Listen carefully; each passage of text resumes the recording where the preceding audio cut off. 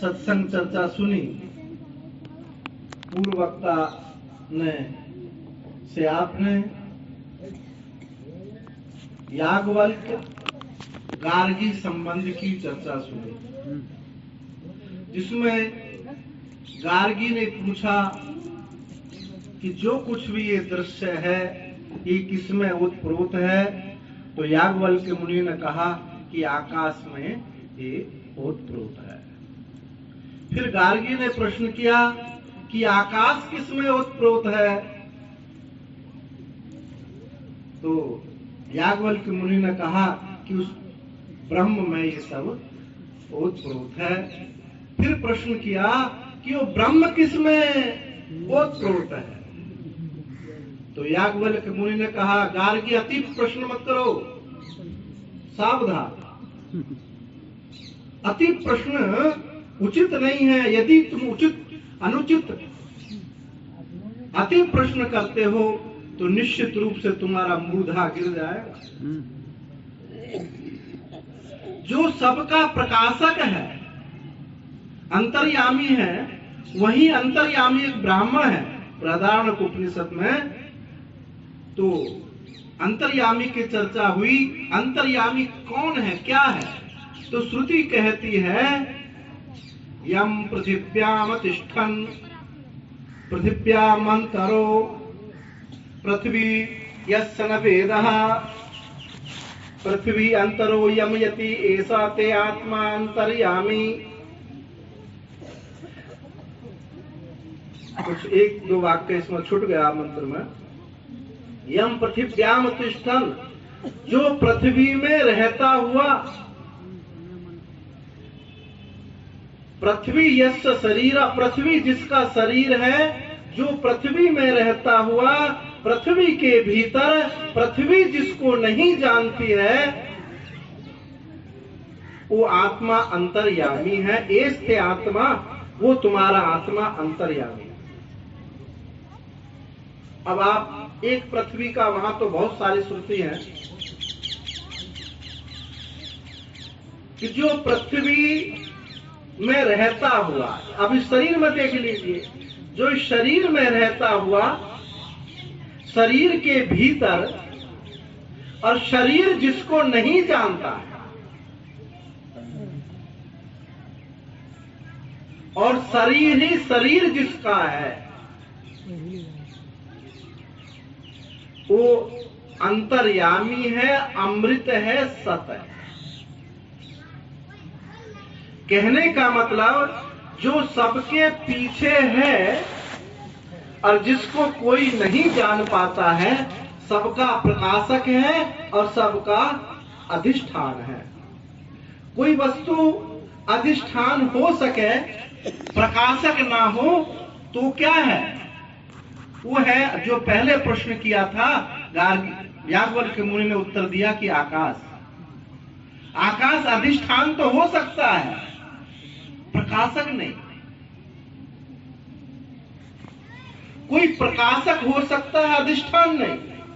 ये जो वृत्ति है, ये प्रकाशक है, सब विषयों को बता रही है कि ये घट है, पट है, माइक है, पांडाल है, प्रकाशक है, परंतु ये अधिष्ठान नहीं हो रही। अधिष्ठान सत को लक्षित करता है, अप्रकाशक चेतन को लक्षित करता है।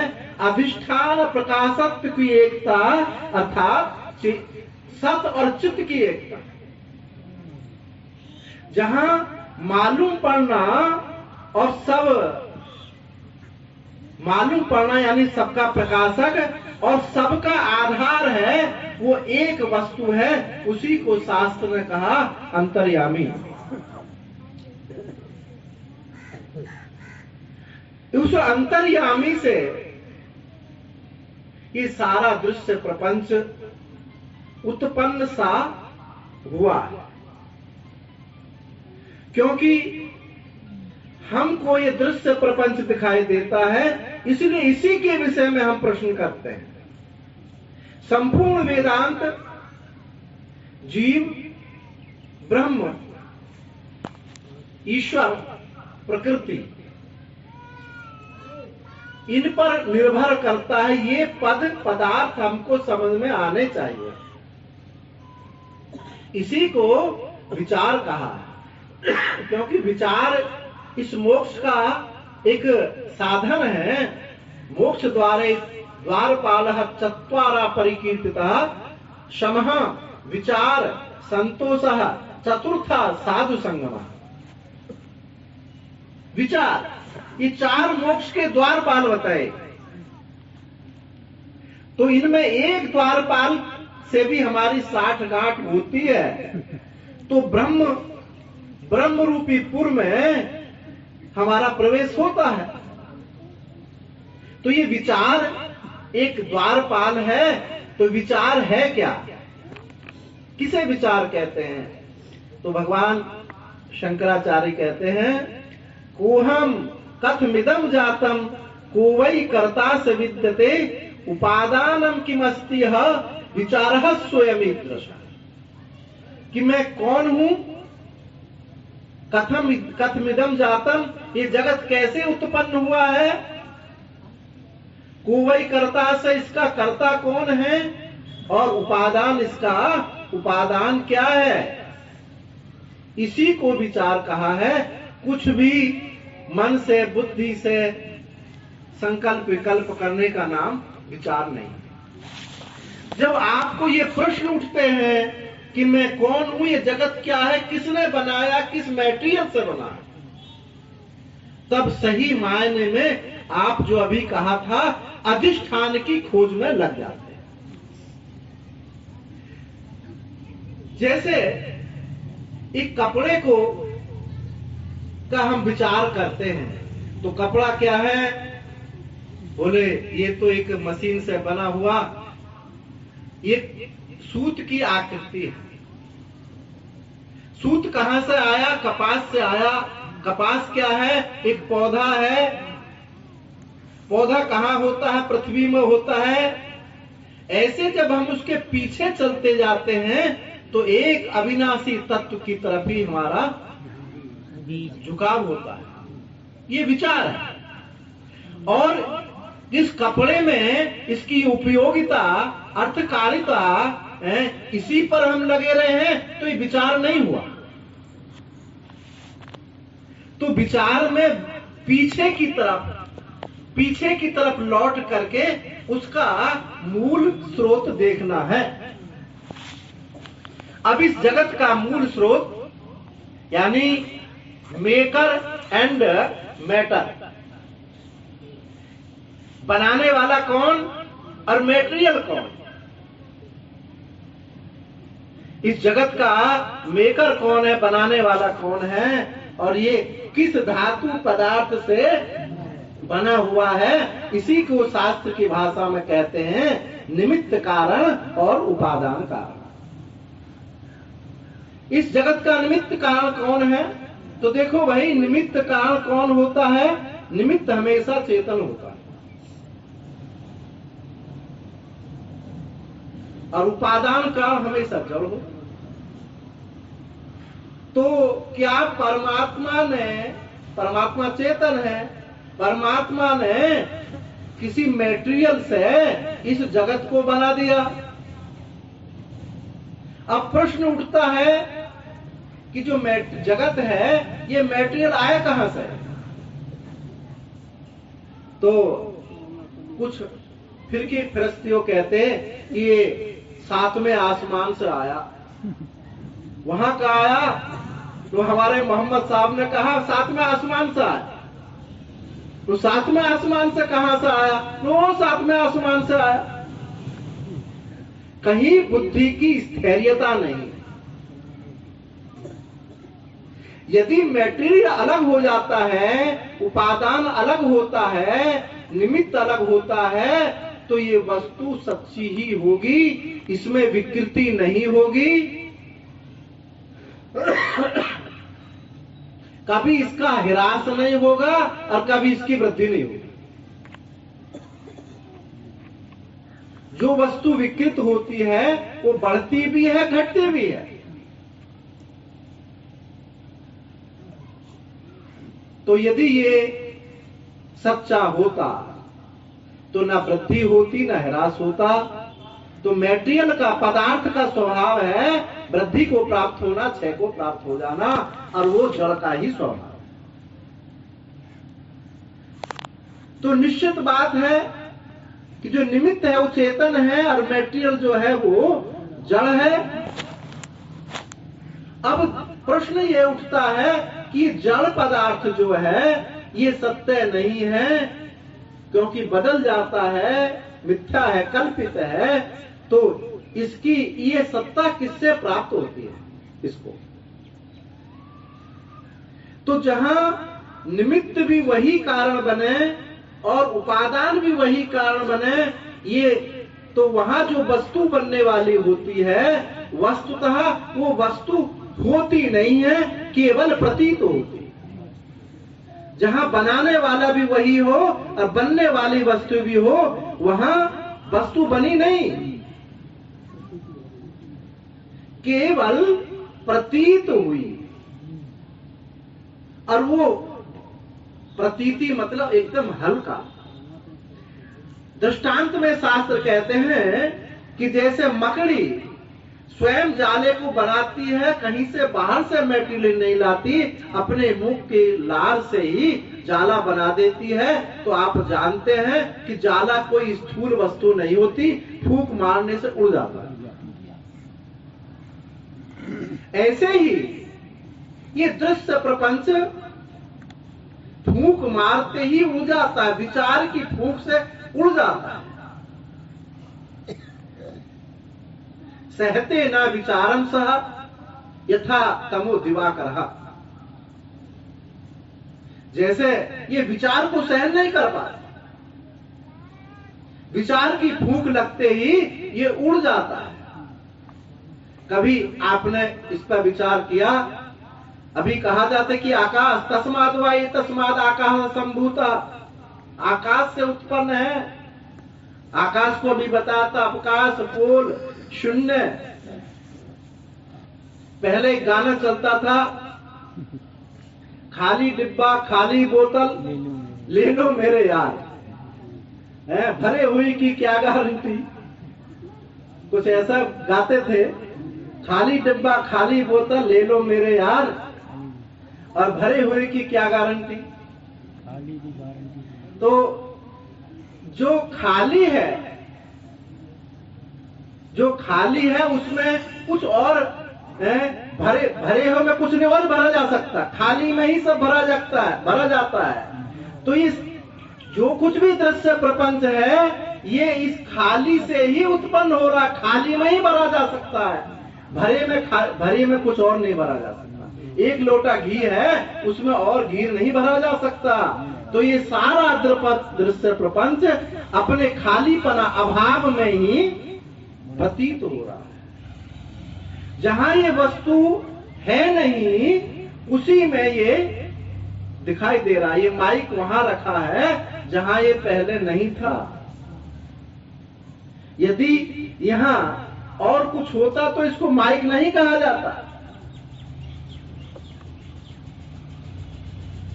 तो जब हमको ये सच्चा दिखाई देता है दृश्य प्रपंच, तो शास्त्र ने एक युक्ति दी। यदि हम कह दें कि भैया है नहीं, तो कोई विश्वास नहीं करेगा, तो शास्त्र ने युक्ति दी, हाँ है बेटा है, सच्चा है, और इसका बनाने वाला भी है। बनाने वाला ईश्वर है और बनने वाला ईश्वर है। इसलिए उस बनाने वाले और बनने वाले की तरफ चलो। अभी जो हमारे चित्त में बहुत सारी कल्पना होती कि ये अणु से बना है, परमाणु से बना है, ये डार्विन थ्योरी से, विकासवाद की थ्योरी से ये ऐसा बन गया, पहले पूर्वज बंदर थे और फिर मनुष्य बन गए। तो पहली बात तो आपको सीधी गाली देते हैं कि तुम्हारे पूर्वज बंदर, कोई स्वीकार करेगा नहीं करते। कि तुम्हारे पूर्वज बंदर थे, उनमें विकास होते होते ये मनुष्य बना? ये एक सनातन पद्धति पर गाली है। तो ये यहाँ इधर उधर कहीं हमारी बुद्धि चली जाती है, और उस बुद्धि के जाने पर आपको जो चेतन परमात्मा पर आपकी मुक्ति के लिए जो प्रश्न है, वो प्रश्न खत्म ही हो जाता है। यहाँ सृष्टि का वर्णन, जगत का वर्णन, जगत की बनाने के लिए, सृष्टि की सत्यता बताने के लिए नहीं कहा गया है। ये तो एक आपकी भूतपूर्व गति से आपकी वृत्ति का अनुवाद किया है कि जगत हाँ है, पर विचार ये कहा कि नहीं, जगत ईश्वर से बना है। और उसने, ईश्वर ने कैसा कहा, एको हम बहुश्यामः प्रजायेति तदीक्षण। उसने ईक्षण किया, ईक्षण किया कि मैं बहुत हो जाऊं। जो ईक्षण है, ईक्षण शब्द कोई कर्म नहीं है, ईक्षण शब्द ये ज्ञान ही है। जब आप माइक का ईक्षण करते हैं तो कुछ करते हैं क्या? जब आप वृक्ष का ईक्षण करते हैं, ईक्षण करते हैं, तदीक्षण करते हैं, समीक्षण करते हैं, तो कुछ आप करते नहीं हैं, केवल देखते हैं। उस परमात्मा ने कि अपनी इस अभिन्न देवी शक्ति के माध्यम से देखा, और वो देखना जो है, यही जगत के रूप में अनेक अनेक क्रिया कर्म कर्ता के रूप में प्रतीत होने लगा। यदि ये कर्म होता तो प्रश्न ये होता कि ईश्वर एक तो विकृत हो जाता, या कहीं से मैटेरियल लाना पड़ता, और उस मैटेरियल को कहां से लाना पड़ता, इसके लिए प्रश्न उत्तर देना संभव नहीं। तो निमित्त कारण भी वही बना, उपादान कारण भी बना। ये तो एक बच्चों को कथा उसको चुप करने के लिए सुनाई जाती है, जिससे उसका चित्त उसमें लग जाए। ऐसे ही आपके चित्त में जो जगत की सत्यता बैठी है, ये विचार करने से निवृत्त हो जाएगी। जैसे माँ बच्चे को लोरी सुनाती, कहती है कि एक जो है बंध्या का पुत्र था, वो मरु मरीचिका के इस जल में उसने स्नान किया, खरगोश के सींग का उसने मुकुट धनुष बनाया, और गंधर्व नगर पर वो चढ़ाई की, बड़े बड़े गंधर्वों को उसने पृथ्वी पर धराशायी कर दिया। अब बच्चा बहुत ध्यान से सुन रहा, और जब वो थोड़ा बड़ा होता, विचार करता है, तो इस वाक्य का कोई अर्थ नहीं लगता। ना खरगोश के सींग होता है, ना बंध्या के पुत्र होता है, और ना मरु मरीचिका में जल होता है, और गंधर्व नगर जो बादलों से आकृति बन जाती हैं, ये गंधर्व नगर भी कुछ नहीं। तो आपको जो आपके चित्त में बैठे, ये जगत की सत्यता, इस बात को समझाने के लिए श्रुति ने कहा, हाँ सृष्टि हुई, ईश्वर से सृष्टि हुई, उसने ईक्षण किया। जब ईक्षण पर विचार किया तो रिजल्ट निकला कि कुछ हुआ नहीं, सब खाली से उत्पन्न हुआ। जहां ये था नहीं, वहीं उत्पन्न हुआ। और जो खाली से उत्पन्न हो, वो उत्पन्न नहीं होता। जैसे मैं एक प्रश्न पूछूं कि जो टीवी है, टीवी में जो पिक्चर चल रही है, ये प्रकाश की विकृति है या प्रकाश की अभिव्यक्ति है या प्रकाश है? बिल्कुल सारे जो मैंने अभी प्रवचन किया सृष्टि विषयक, ये एक वाक्य में सिमट जाता है। तो आप क्या समझते हैं, जो टीवी में जो पिक्चर है, ये आप प्रकाश की विकृति, प्रकाश विकृत होकर के ऐसा दृश्य दिखाई दिया है? प्रकाश विकृत नहीं हुआ, वो टूटा फूटा नहीं है, प्रकाश बहुत सूक्ष्म है और उसकी अभिव्यक्ति भी नहीं है। ये अगर मध्यम दर्जे से समझा जाए तो कह सकते हैं कि प्रकाश की अभिव्यक्ति है, पर विकृति तो कदापि नहीं हो सकती। ये केवल प्रकाश ही है। जो पिक्चर दिखाई दे रही है, ये प्रकाश की अभिव्यक्ति नहीं, विकृति नहीं, केवल प्रकाश है। अब ऐसे ही दृश्य प्रपंच परमात्मा की विकृति नहीं, अभिव्यक्ति नहीं, ये केवल परमात्म रूप है। इसलिए दृश्य प्रपंच का अत्यंत अभाव है।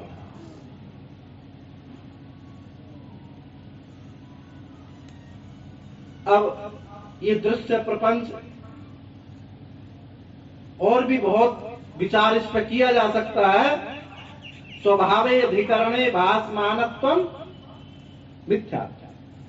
अपने अभाव में जो वस्तु प्रतीत हो वो हमेशा कल्पित होती है, क्योंकि अपना जो अभाव है, इस माइक का जो अभाव है, उसमें जो अभिव्यक्ति इसकी जो दिखाई पड़ रहा है, ये केवल प्रतीति हुई। हम विचार जो मूल पहले श्लोक बोला था, को हम कथम जम जातम, उसी विचार को हम कह रहे हैं। क्योंकि विचार इतना ही है, मैं कौन हूं, ये जगत क्या है, किसने बनाया और इसका उपादान क्या, इसी को विचार कहा। तो इसी में ईश्वर पद, जीव पद और प्रकृति का वर्णन आता है। यदि आपने ईश्वर जगत पद को छोड़ दिया और कहा कि हमारा इससे कोई प्रयोजन नहीं है, हम तो केवल अपने मैं को जाने, अपने स्वरूप को जाने, तो एक अंश में ही आप अपने स्वरूप को, एक देह में ही अपने स्वरूप का विचार कर पाएंगे। यानी क्या विचार करेंगे? आप केवल दृष्टा होकर के रहेंगे, क्योंकि दृश्य पर तो आपने विचार किया ही नहीं। और दृष्टा दृश्य का विवेक की परिपूर्णता नहीं है। जब आप दृश्य को देख रहे हैं, आप दृष्टा हैं, तो दृश्य आपसे भिन्न है, आप असंग हैं, इतना ही विचार कर सकेंगे। यानी आप ये कह सकेंगे कि मैं मन वाणी से परे है, असंग है, बस इतना ही कह पाए। अविद्यत्वे सति अपरोक्षत्वम स्वयं प्रकाश हो। अपरोक्ष की दो परिभाषा बताई। अविद्यत्वे सति, वो मन वाणी का विषय नहीं है, अपरोक्ष है। ये तो पहला विचार हुआ दृष्टा दृश्य का विवेक। और जब कहें कि स्वयं प्रकाशत्वम अपरोक्षत्वम, तब ये मैं की अनंतता, व्यापकता, अपरोक्षता का वर्णन होगा।